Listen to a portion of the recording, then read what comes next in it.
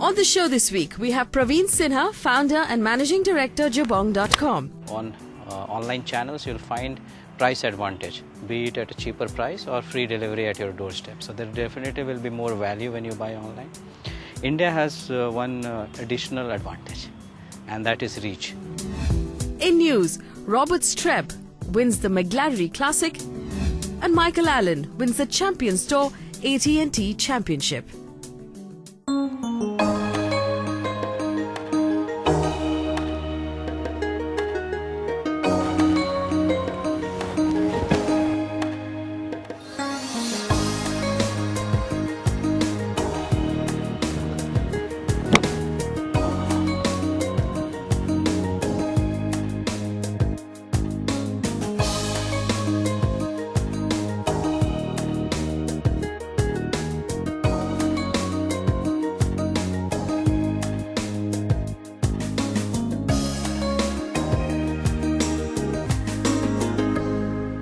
Welcome to the show, Praveen. Nice to have you on the show. Thanks. So let's start off with Jabong.com. You started in the year 2011 and it's one of the most popular fashion portals in this country now, e-commerce space. How did it all begin? How did you think about making a venture into the e-commerce space really in India? In terms of timing, Right. India was ready for experimenting with e-commerce. And there were already general merchandisers who were existing. Correct. And we saw a lot of opportunity in terms of the way e-commerce was growing. There was a clear need and gap where the population, online population in India was going to cross 100 million. Right. And in terms of fashion merchandising being available online, there was no clear winner at that point of time. Right. When we observed globally, there were already many similar companies who were doing really well, be it in US or Europe. Right. And that was inspiring enough for us to start in India. Now with one of your shareholders, which is Rocket, making the news about listing on the Frankfurt Stock Exchanges later this year and planning an IPO of $970 million US, do you think you're here to achieve a stronger turn of foot globally with Jabong? See, definitely, I think India is the next biggest e-commerce market after China. Right. And though there is a gap of at least, I would say, 5 to 7 years, but if you assume there are companies there who has a GMV of more than 230 to 270 billion, while India total online e-commerce market is 13 billion, Right. and most of which is in travel. So e-retailing is less than, I would say, 4 to 5 billion. So given this gap, there is no, I would say there is no doubt that this has to multiply at least 30 to 40 times of what it is today. However, timing is key. So for example, mobile penetration in India, internet penetration in India is very poor. It's 18%, while in US it's 80%. To grow, of course. Yeah, so that gap has to be bridged, and you see the younger generation are more open and experimental towards trying online stuff. Right. And hence we see huge growth opportunities. In fact, it has already started. So apparel has seen growth of more than 270% year on year, Right. which is huge. So if we keep growing the way we are, I would say it would be an enjoyable journey. Absolutely. So, you know, with the fresh funds, of course, coming in through Rocket now, that will help you take on some of the rivals that you see today in this market, be it a Flipkart or be it a Myntra, which just got acquired by Flipkart, or something like an Amazon, which you will obviously be directly competing with. Do you think your market share is set to increase with the fresher funds flowing in through Rocket? See, I think those two are two independent events, and the journey of ours and our investors are somehow linked, but I will not correlate to that extent. Right. If you see, there was a recent development where Jabong also became part of a global fashion group. So now with that synergy, which is, so we will be present in more than 20 countries. So we will be in Brazil, Russia, and Southeast Asia, Middle East, etc. So there are different entities there. And opportunity to synergize in terms of sourcing, in terms of technology is immense. So I would consider that as a bigger muscle, and definitely some positioning where we bring global fashion to India. The brick and mortar players definitely hate you, don't they? See, I would consider it differently. Right. Definitely there would be an impact. Sure. However, I would say it's like a drop in an ocean. Oh, really? Yeah, organized retail probably yes. Overall retail, the online presence would be less than 1%. So if you see the overall retail market in India. Having said that, there is a huge opportunity where organized retail has not reached tier 2 and tier 3 and smaller cities. So you don't see a mall where most of the brands have opened shops, let's say in smaller cities. So e-commerce gives that space, and it's not that consumers are not aware. There is a demand, but they don't have the products there. And that is the bigger play which e-commerce in India will play. My sense, if you have to compare the way landline penetrated in India, it was very poor, and then mobile came and actually took it over. So that's how the organized retail will happen in India. So obviously there was that, picking your example, there was the paradigm shift that we saw in the telecom space, of course, with landline, and then the transition slowly towards mobile phones as well. Similarly here, do you think from brick and mortar, which is the traditional way of doing retail, we're moving to the e-commerce space as well, considering the fact that some of the biggest retailers in the country are now also have started going online? See, this is, I'll agree to the observation. I would say that this is a channel which you cannot ignore anymore. This is the channel which will grow in future, if not in this generation, but definitely probably in the next generation. It will be the channel which will give maximum, I would say, revenue. So for bigger players in US, more than 20% now comes through their online channel. Right. India, it's still I would say small.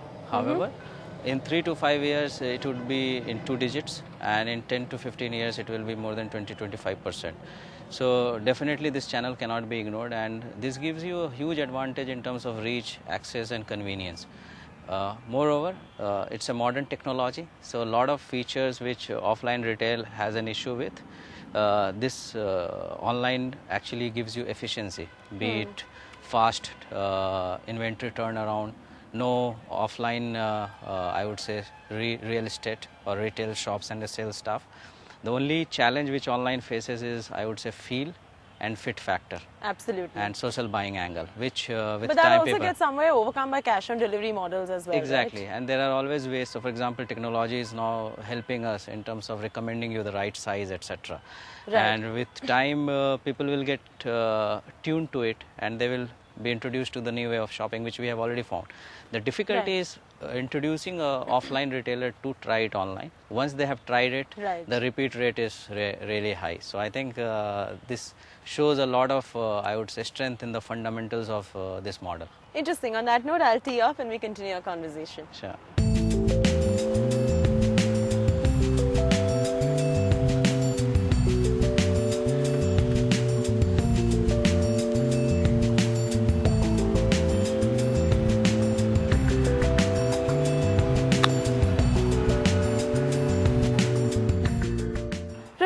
There has been an ongoing price war between e-commerce retailers in this country. Now, isn't that price war really impacting the way the sector is supposed to grow for financiers today who look at it as a sunrise sector? Yeah, see, I think you're right. There is a lot of price competition that is happening. But there are different reasons for it to happen. One is if you want consumers to be incentivized who have never tried online, the incentives should be strong enough to at least for them to try it once. Right. And that is the trigger point. That's one. The second is just to ensure a big campaign, a lot of brands and sometimes banks and payment gateways come together to pass on a lot of, I would say, price advantage to the consumers. Right. So these are, I would say, sustainable rationale behind those price, I would say, advantage to the consumers. However, in this phase and this competition, sometimes it goes in an era where or in an area where it is not sustainable. Right. And my sense and opinion would be that it will get corrected. So definitely the way it had reached 2 months back was not sustainable. But again, most of the players are evolved and have investors who have seen market across the world. So I don't think it's something to worry a lot, but something to be observant about and correct if required. You know, now the e-commerce space in the last 5 years has seen a lot of traction, from 15 billion in revenues in terms of US dollars from FY08 to today, which it stands at 139 billion US dollars. You see a compounded annual growth rate of about 56%, which means it's a 9-fold growth if you calculate. What would you really attribute such stellar growth figures to in this particular space? I'll give two aspects to it. One is global. Globally, if you see, there is a huge advantage in terms of convenience. When I say convenience, there are two aspects to it. One is assortment, so you get more choices, you get products even at a long tail. So, for example, if you go to a store, you won't find products which has a least sell through, but online you can find, plus the choices, etc., because you don't have restriction to the space to showcase products. Right. The second aspect is you can buy anytime. So you don't have to wait for the malls to be opened, or wait in the parking, or paying payment lot, etc. So a lot of convenience factor is there. So those two, I would say, global. The third factor is generally on online channels you'll find price advantage, be it at a cheaper price or free delivery at your doorstep. So there definitely will be more value when you buy online. India has one additional advantage, and that is reach. So accessibility to products is not there to at least 40 to 60% of the population in our country, and hence this gives an added advantage to our country for e-commerce players, and hence you see huge traction. In India, the growth is more than 90% in electronics. It was more than 200% in fashion apparel, and it has to grow because our internet penetration is in less than 20%, while it is roughly 90% in US. So why is it not happening? Because of the infrastructure challenges. So once 4G or a affordable data, I would say, service is available to smartphones, many people and consumers will start transacting online. So that has to happen. All right, let's continue our game and we continue talking as well. Come.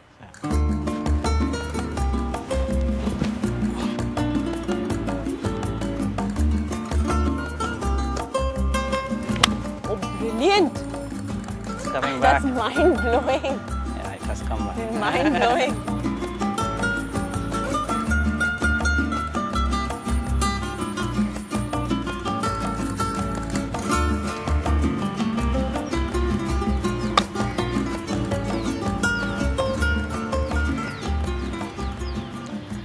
Praveen, we were discussing the infrastructure issues now. You just had mentioned some time back. There are several regulatory hurdles also you face in this space, given it's such a new sector in this country today. How do you think the new government, which is the BJP government, will be helping you through these issues in terms of policies?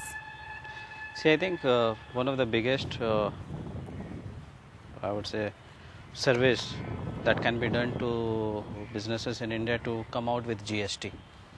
And the reason is the supply chain logistics faces a lot of issues in terms of interstate transaction, etc.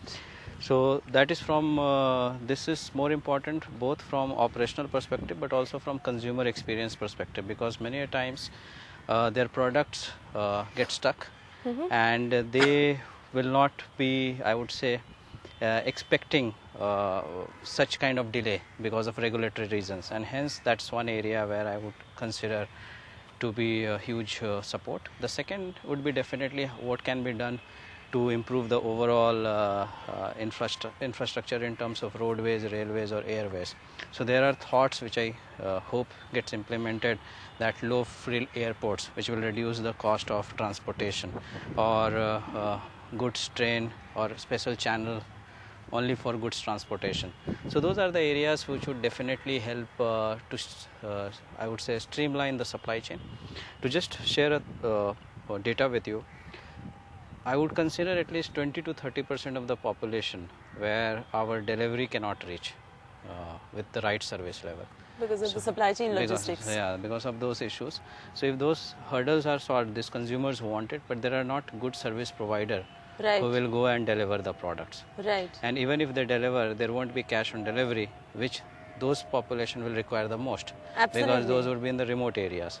So you say that is more like a chicken and egg situation. Interesting. So, well, on that note, it's an interesting conversation really stirring up with Praveen Sinha, the founder of Jabong.com. Let's take a quick break. On the other side, we wind up our game and our conversation as well.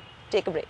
Thank you for staying with us on TeeTime and welcome back. We're still stirring up an interesting conversation with the founder of Jabong.com. Now, you know, the e-commerce space is quite an exciting space, so as to speak, because you're seeing a lot of venture capitalists and private equity companies pumping in money into this space. They own stakes in multiple different companies, push for mergers, push for consolidations, and make it so big enough that they can exit at a strategic sellout price, isn't it? I would say yes. Venture capitalist and private equity fund are designed for that. Absolutely. They are supposed to do this. I mean this in the rightest way possible. But so they are supposed to find the right opportunity and then help that business grow, and then they have to exit. So that's how they raise their money. Right. That with a 5 to 10 years horizon, they have to exit. Having said that, your observation is right. There is a lot of money that has come to e-commerce in India. If you see the recent announcement and see the space in which those announcements were made, so roughly 4 to 5 billion is the GMV revenue, I would say, is of general merchandiser and fashion merchandiser today, this year. And the overall investment is of similar tune. So one aspect, yes, that it gives us positive, I would say, indication to many more investors, not only about India, but also definitely about e-commerce, that because other funds had also come to India during this time in the last 3 to 6 months.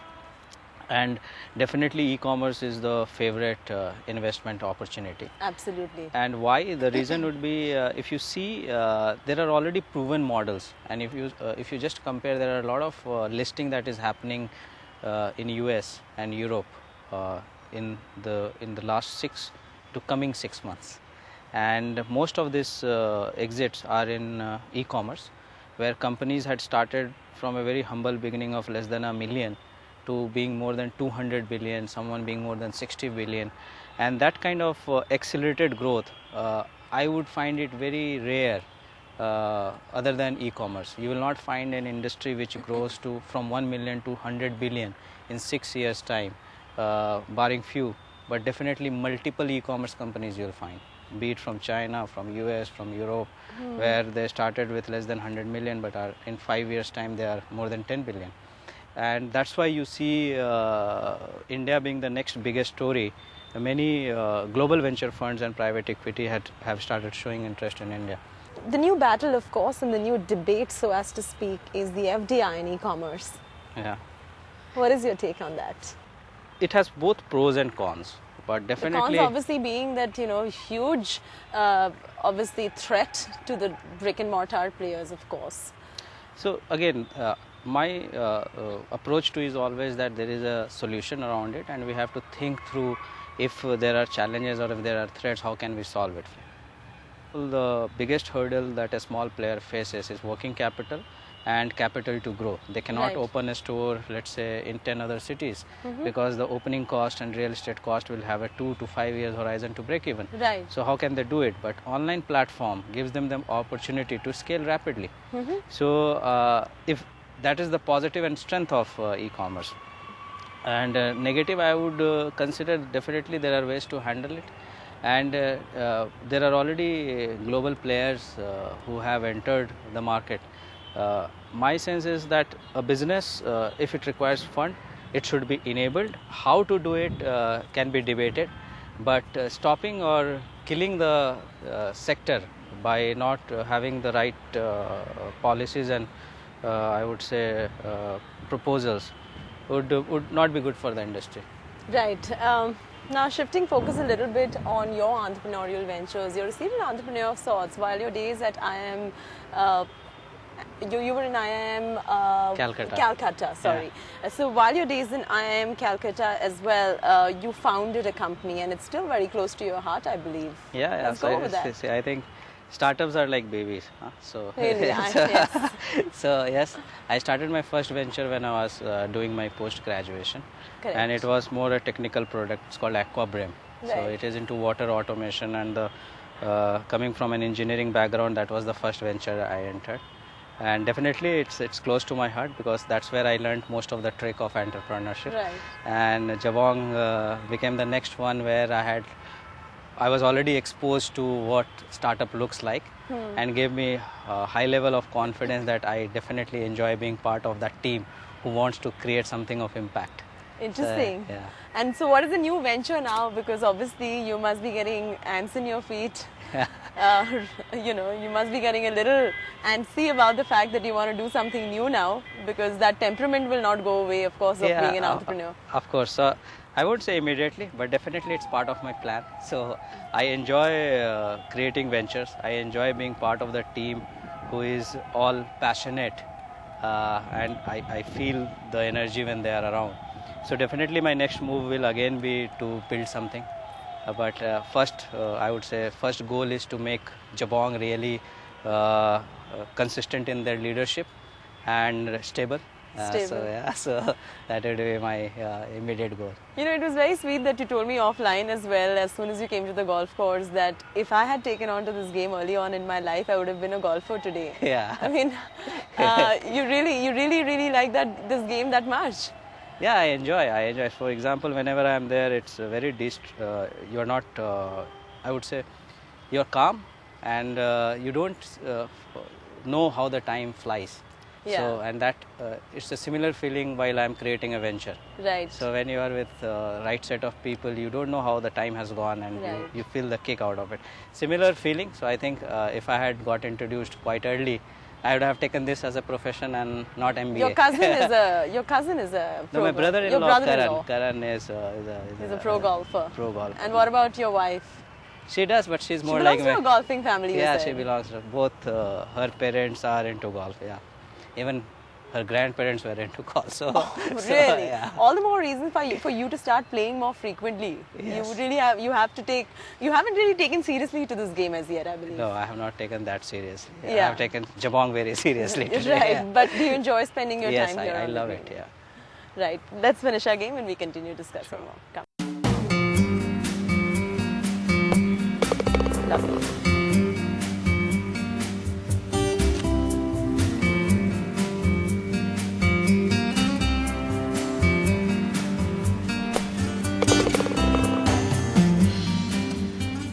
Well, so on a concluding note, what is your tip to entrepreneurs today, to startups today?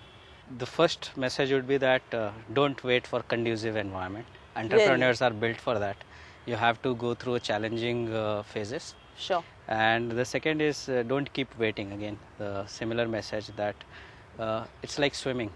You have to Jump into the sea, yeah, or and then, jump into the pool. and yeah. then you'll find a way. So to sum it up, go for it. Go for it. Yeah. All right, on that Yeah. wonderful note, thank you so much, Praveen. Thank you. Wish you all the best with your ventures to come as well, and thank you so much for joining me on the show today. Thanks.